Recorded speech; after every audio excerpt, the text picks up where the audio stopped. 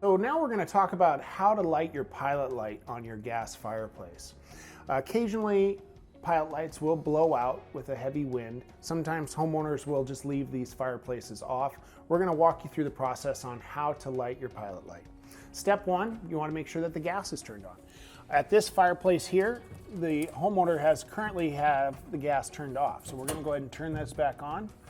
Now, when doing that, it doesn't mean that gas is filling up in the chamber. It just is allowing gas to come up to the gas valve.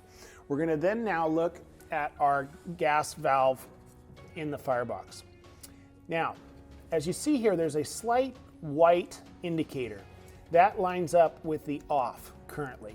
If you try to turn the valve, it won't turn on its own.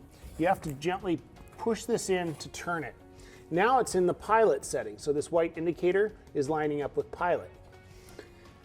Again, you have to slightly compress the knob in order to get it to turn.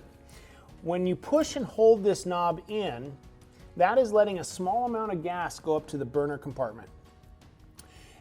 Since the gas was turned off back at the shutoff valve here, it's going to take a few seconds in order for the gas to get up to where it can be ignited. I hit the igniter right here, and as you can see in the back of the firebox there, we have a pilot light lit. Now, if you notice, I'm still pushing and holding this valve in, or this knob in. And the reason for that is the flame inside the firebox is burning against a rod. That rod is called a thermocouple, and it's sending a millivolt signal back to the gas valve to tell the gas valve to open and close.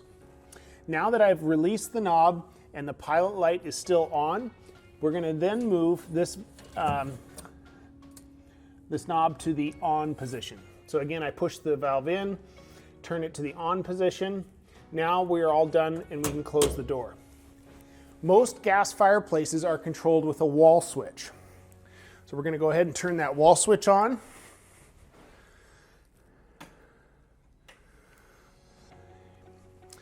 And we have flame coming on the fireplace. Now, the flame is on. Keep in mind that this glass will get very hot. So if you have young children, it's important to put a protective barrier in front of the fireplace, as this glass can burn them. If we go back underneath here, many fireplaces are also equipped with a flame control device here. So we can adjust how high we want the flame or how low we want the flame. So you get a little bit of control over how big you want that flame to be. Periodically too, you want to clean this glass.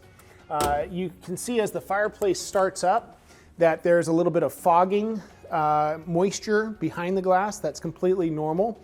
As the firebox warms up, that moisture will dissipate and you'll have a nice clean view of the fireplace.